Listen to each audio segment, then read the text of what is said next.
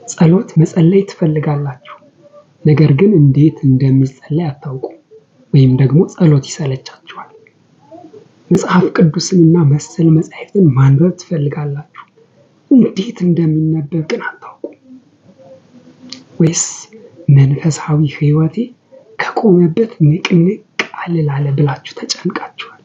ያለ መንፈሳዊ መሳሪያዎች መንፈሳዊ ሕይወትን መምራት፣ ወደ እግዚአብሔር መጓዝ ሕይወታችንን ዝርክርክ ያደርገዋል። ዛሬ ለነዚህና ለመሰል ጥያቄዎች ድንቅ ምላሽን የያዘ አስደናቂ መጽሐፍን ይዤላችሁ መጥቻለሁ። ሰላም፣ እንዴት ናችሁ? የእግዚአብሔር ቤተሰቦች፣ የሰንኮሪስ ሚዲያ ተከታታዮች፣ የምንዳስሰው መጽሐፍ ጉዞ ወደ እግዚአብሔር ይባላል። ይህንን አስደናቂ መጽሐፍ ያዘጋጁልን በኦርቶዶክሳዊ ዓለም እጅግ ተወዳጅ የሆኑትና ይልቁንም ደግሞ የወጣቶች አባት አድርገን በምናያቸው በብፁዕ ቅዱስ ፓትርያርክ አቡነ ሽኖዳ ሳልሳዊ ናቸው። ቅዱስ አባታችን የግብፅ ኦርቶዶክስ ቤተክርስቲያን ወይም የኮፕቲክ ኦርቶዶክስ ቸርች ፓትርያርክ ቢሆኑ በትምህርቶቻቸውና በጽሁፎቻቸው ግን ድንበርና ቋንቋ አይገድባቸውም። በተለይ ደግሞ ጥልቅ የሆኑ መንፈሳዊ ምስጢራት የያዙ ሀሳቦችን ቀላል በሆነና ማንኛውም ሰው ሊረዳው በሚችል በግልጽ ቋንቋ በመጻፍና በማስተማር ይታወቃሉ። በመጽሐፎቻቸውና በትምህርቶቻቸው ውስጥም የምናየው ይህንን ነው። በተለይም ደግሞ አድርጉ፣ ስሩ ማለት ብቻ ሳይሆን እንዴት እንደምንሰራው፣ እንዴት እንደምናደርገው እንዲህ አድርጉ እያሉ መንገዱን በማሳየት በይበልጥ ይታወቃሉ። ይህ መጽሐፍም ለዚህ ሁነኛ ምሳሌ ነው። መጽሐፉ የተረጎመልን እጅግ የምንወደው መምህራችን በቀድሞ አጠራሩ ዲያቆን ግርማ ባቱ፣ አሁን ደግሞ ረዳት ፕሮፌሰር ቀሲስ ግርማ ባቱ ሲሆን ይህን መጽሐፍ ሲተረጉም በጣም በሚያስደንቅ ሁኔታ የቅዱስ ፓትርያርኩን የማስተማር ለዛ ትምህርታቸውን አንዲት ሳይበረዝ በኦርቶዶክሳዊ ለዛ አሳምሮና አስውቦ ተርጉሞልናል። ለዚህም መምህራችንም እጅግ እናመሰግነዋለን። መጽሐፉ በ132 ገጾችና በ10 ምዕራፎች እንደዚሁም ደግሞ በ62 ንዑሳን አርዕስት የተቀነበበ ሲሆን በእያንዳንዱ ምዕራፍ ላይ ከጸሎት እስከ ንስሐ፣ መጽሐፍ ቅዱስን ከማንበብ እስከ መተግበር፣ ከጾም እስከ አገልግሎት ያሉትን መንፈሳዊ አስደናቂ መሳሪያዎችን ሰፋ አድርጎ በሚያስደንቅ ሁኔታ ይተነትንልናል። ከቅዱስ ፓትርያርኩ ጋር በመንፈሳዊ ጉዞ ወደ መንፈሳዊ ዓለም አብረን እንጓዝ። ወደ መጽሐፉ ዋና ዋና ክፍሎች ስንገባ ቀድሞ እንደነገርኳችሁ ቅዱስ ፓትርያርኩ በመጽሐፉ ውስጥ ለመንፈሳዊ ሕይወታችን እንደ ስንቅ የምንጠቀምባቸውና እንደ መመሪያ የምንጠቀምባቸውን አስደናቂ መንፈሳዊ መሳሪያዎችን በ10 ምዕራፎችና በ62 ንዑሳን አርዕስት በሚያስደንቅ ሁኔታ ሰድረውልናል። እኛ ለዳሰሳ እንዲመቸን ተመሳሳዮቹ ባንድ እያደረግን በ4 ዋና ዋና ክፍሎች ከፍለን እንመልከታቸው። የመጀመሪያው ክፍል አድርገን የምንወስደው ጸሎት ነው። ብፁዕ አባታችን ጸሎትን ከእግዚአብሔር ጋር እንደ መነጋገር ብቻ ሳይሆን ዋናው እሱን አድርገው በእግዚአብሔር መገኘት ውስጥ መኖር እንደሆነ ዘርዘርና ሰፋ አድርገው በሚያስደንቅ ሁኔታ ይተነትኑልናል። በምዕራፍ 1 ላይ የምናገኘው ትልቁ ቁም ነገር ይሄ ነው። ከመጽሐፉ ጥቂት ጥቅሶችን እያወጣሁ ላንብብላችሁ። እርግጥ ነው መጽሐፉ ከመስመር ወደ መስመር እያንዳንዱ መስመርና እያንዳንዱ ገጽ የሚነበብ እንደ ጥቅስ የሚያዝ ቢሆንም ለዳሰሳ ያህል አንዳንድ ጥቅሶች እያወጣሁ ላንብብላችሁ። ተከተሉ። ጸሎት ወደ እግዚአብሔር መቅረብና መነጋገር የሚቻልበት የመጀመሪያው መንፈሳዊ መንገድ ነው ይሉናል። ይቀጥሉና ደግሞ ስለ ጸሎት ጥራት ደግሞ ሲናገሩ ሁሉም ጸሎቶች ወደ እግዚአብሔር አይደርሱም ይላሉ። ዝቅ ብለው ደግሞ በጸሎት ሰዓት በፊቱ የቆምክበት የሰራዊት ጌታ እግዚአብሔር እንደሆነ የምታስብበት እርግጠኛ ሐሳብ ከሌለ ጸሎትህ ጸሎት አይደለም ገጽ 10 ላይ ደግሞ ካሉት ውስጥ አንዱን ስንወስድ የልብ መስዋዕት እንደሆነ ሲገልጹ ጸሎት ከውስጥ የሚመነጭ የልብ መቃተት ስለሆነ ቃላት ብቻ ሊገልጹት አቅም የላቸውም ይላሉ። እውነተኛ ጸሎት ምን አይነት እንደሆነ ደግሞ ሲገልጹ ጸሎት እግዚአብሔርን የናፈቀ ልብ ሲቃ ነውና ለእግዚአብሔር ያለን ፍቅር ይለካበታል። የጸሎት ኃይልንም ደግሞ ገጽ 12 ላይ ሲጽፉ ጸሎት ክፉ ሐሳብ ከውስጣችን የሚወገድበት መንገድ ነው። ዝቅ ብለው ደግሞ ጸሎት አጋንንት የሚፈሩትና የሚንቀጠቀጡበት መንፈሳዊ መሳሪያ ነው ይላሉ። ሌላው የትኩረት ችግር፣ ጸሎት ስንጸልይ ሐሳባችን ለምን ይበተናል? መፍትሄውስ ምንድነው የሚለው ዘርዘር አድርገው ይተነትኑልናል። በተጨማሪም የጸሎት መንፈስ፣ ጸሎት በቃላት ብዛት ወይም ቃላትን በመደርደር ሳይሆን ከልብ በመነጨ ትሕትናና ከልብ በመነጨ ፍቅር መሆን እንዳለበት አበክረው ያሳስቡናል። ጸሎት የእግዚአብሔርን ኃይል የምንቀበልበት ድልድይ ነው ይሉታል።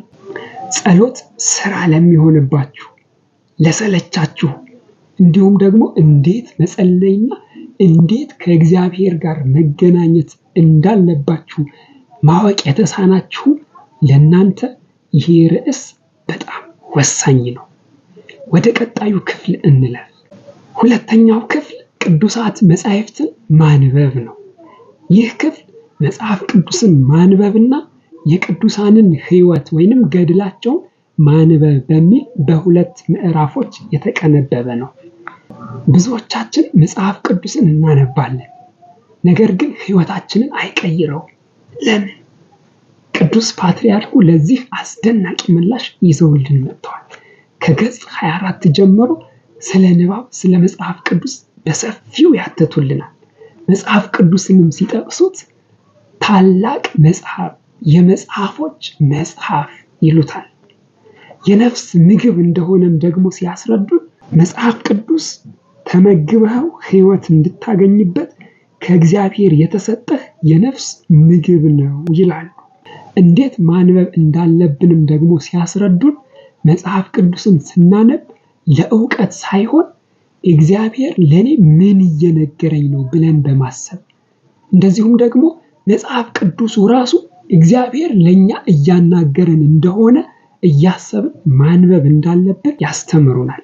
በተጨማሪም የቅዱሳን አባቶቻችን ገድላቸውን፣ ሕይወታቸውን ማንበብ ምን ያህል ጥቅም እንዳለው ዘርዘር አድርገው ያስተምሩናል። መጽሐፍ ቅዱስንና ሌሎች መጻሕፍትን ማንበብ ለሚሰለቻችሁ እነዚህ ሁለት ምዕራፎች በጣም የሚያስደንቅ ማበረታቻ መድኃኒት ናቸው። አንብቧቸው። ሶስተኛው ክፍል ንስሐና መንፈሳዊ ተጋድሎ በሚል እንክፈል። በዚህ ምዕራፍ በዚህ ክፍል ውስጥ ንስሐ፣ ጾም፣ ምጽዋት እንደዚሁም ደግሞ ስጋ ወደሙና የመሳሰሉትን መንፈሳዊ መሳሪያዎች በአንድነት አድርገን እንመልከታቸው። ብዙ ጊዜ በመንፈሳዊ ሕይወት ስንኖር መውደቃችን፣ ኃጢአት መስራታችን የማይቀር ነው። ነገር ግን ተስፋ ከመቁረጥ ይልቅ እንዴት መበርታት እንዳለብን፣ እንዴት ወደፊት መገስገስ እንዳለብን፣ ወደ እግዚአብሔር እንዴት መሄድና እንዴት ከእግዚአብሔር ጋር መታረቅ እንዳለብን መጽሐፉ በዝርዝር ያሳየናል። ሰው ወደ እግዚአብሔር በመመለስ የሚጓዝበት ሌላው የሕይወት መንገድ ንስሐ ነው ይላሉ ገጽ 105 ላይ።